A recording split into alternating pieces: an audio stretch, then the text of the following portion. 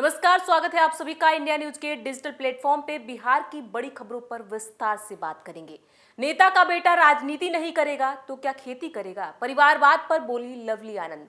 2024 के लोकसभा चुनाव में राजनीति में परिवारवाद पर जमकर बहस। नरेंद्र मोदी समेत बीजेपी और एनडीए के सभी दलों के नेताओं ने लालू परिवार, कांग्रेस परिवार, समाजवादी पार्टी, झारखंड मुक्ति मोर्चा समेत इंडिया ब्लॉक के नेताओं पर अपने बेटा बेटी और रिश्तेदारों को राजनीति में आगे बढ़ाने को लेकर आरोप लगाया। इस बीच बिहार के मुख्यमंत्री नीतीश कुमार के बेटे निशांत कुमार को राजनीति में आगे बढ़ाने पर बहस तेज हो गई है। खुद नीतीश कुमार इस पर कुछ नहीं बोल रहे, पर जदयू के अंदर उन्हें कोई बड़ी जिम्मेदारी देने की मांग जोर पकड़ रही है। इस पर शिवहर के एमपी और बाहुबली पूर्व सांसद आनंद मोहन की पत्नी लवली आनंद का बड़ा बयान सामने आया है। उन्होंने निशांत कुमार को राजनीति में ले जाने का खुलकर स्वागत किया है। अब रुक करते हैं अगली खबर का। 64,000 यात्री, 31 करोड़ की कमाई, एक साल का हुआ पटना रांची वंदे एक्सप्रेस रेल यात्रा को सुखद और सुगम बनाने के लिए नरेंद्र मोदी की केंद्र सरकार द्वारा कई राज्यों में वंदे भारत एक्सप्रेस चलाया जा रहा है। इस ट्रेन के प्रति देश की जनता का बेहतर रिस्पांस आया है। इस बीच पटना से रांची के बीच परिचालित वंदे भारत एक्सप्रेस ने शुक्रवार को अपने सफर का एक साल पूरा कर लिया। 27 जून 2023 को यह ट्रेन शुरू हुई और 28 जून 2023 को इस ट्रेन को यात्रियों के लिए शुरू कर दिया गया। एक वर्ष पूरे होने के अवसर पर रेलवे अधिकारियों ने कहा कि इस ट्रेन से अब तक 1,64,000 यात्रियों ने यात्रा पूरी की।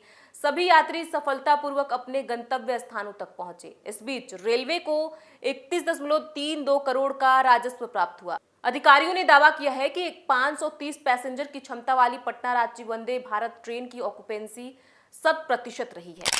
अब रुक करते हैं अगली खबर का। पूरे बिहार में पहुंचा मानसून, आज गरज चमक के साथ बारिश के आसार। बिहार के सभी जिलों में मानसून का प्रसार हो गया है। मौसम विभाग ने जुलाई में सामान्य से अधिक बारिश की संभावनाएं जताई हैं। वहीं शनिवार को राज्य के अधिकतर जिलों के 1 या 2 स्थानों पर हल्की बारिश का पूर्वानुमान है। इस दौरान गरज चमक के साथ 30 से 40 किलोमीटर प्रति घंटे की रफ्तार से हवा भी चल सकती है। कई जिलों के लिए बारिश का ऑरेंज अलर्ट भी जारी कर दिया गया है। मौसम विभाग से मिली जानकारी के मुताबिक बिहार के पश्चिम और पूर्वी चंपारण के 1 या 2 स्थानों पर भारी बारिश के आसार हैं। वहीं रविवार को पश्चिम चंपारण, पूर्वी चंपारण, सुपौल, अररिया, किशनगंज, पूर्णिया, कटिहार, खगड़िया, भागलपुर, बांका जिलों के 1 या 2 स्थानों पर भारी बारिश का ऑरेंज अलर्ट है। मौसम विभाग की ओर से लोगों को सावधानी बरतने की सलाह दी गई है। अब रुक करते हैं अगली खबर का। नीतीश के बेटे पर लवली आनंद के बयान से मचा घमासान। आरजेडी बोली किसानों से माफी मांगे जदयू एमपी।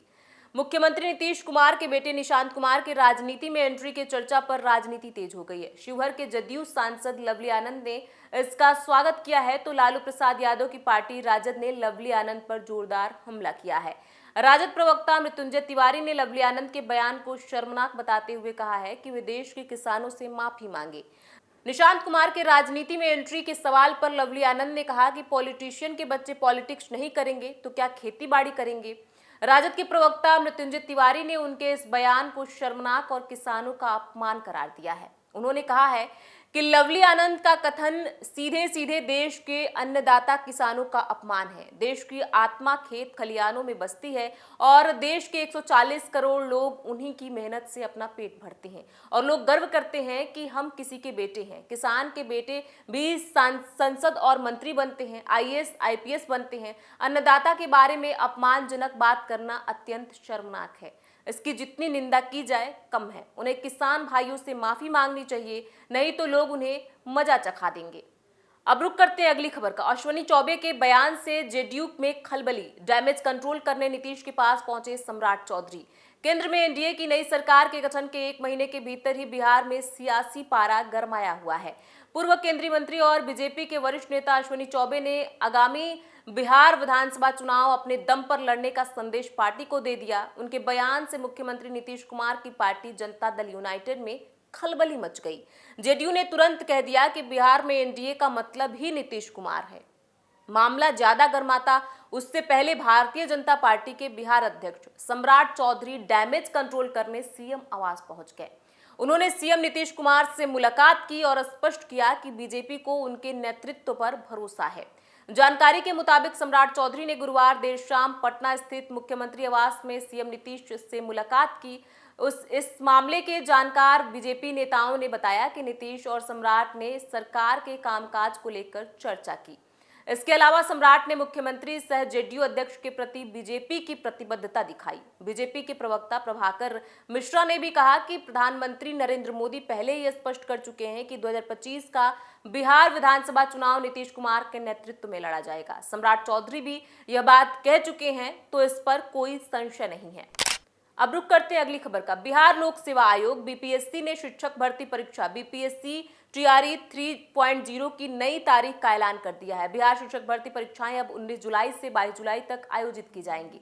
पहले 15 मार्च को आयोजित हुई टीआरई 3 परीक्षा को पेपर लीक के चलते रद्द कर दिया गया था। परीक्षा रद्द होने के बाद से परीक्षार्थियों को नई तारीखों का इंतजार था। बिहार पुलिस की आर्थिक अपराध इकाई ईओयू पेपर लीक की जांच कर रही है। बीपीएससी द्वारा जारी एक नए नोटिस के अनुसार टीआरई 3 परीक्षा 19 जुलाई से 22 जुलाई तक आयोजित की जाएगी। 19 से 21 जुलाई तक परीक्षा सिंगल शिफ्ट में होगी, जबकि 22 जुलाई को 2 शिफ्ट में परीक्षा आयोजित की जाएगी। अधिकारियों ने बताया कि बीपीएससी ने 15 मार्च को 2 शिफ्ट में 415 परीक्षा केंद्रों पर टीआरई 3 की परीक्षा आयोजित की थी, जिसमें लगभग 3.75 लाख उम्मीदवार शामिल हुए थे। उन्होंने बताया कि बिहार पुलिस की आर्थिक अपराध इकाई ईओयू द्वारा सौंपी गई रिपोर्ट का विश्लेषण करने के बाद परीक्षा रद्द करने का निर्णय लिया गया, जिसने प्रश्न पत्र लीक के आरोपों की जांच की थी। ईओयू ने अपनी रिपोर्ट में पाया था कि परीक्षा से पहले प्रश्न पत्र एक गिरोह तक पहुंच गए थे। इसके 16 मार्च को आईपीसी की विभिन्न धाराओं के तहत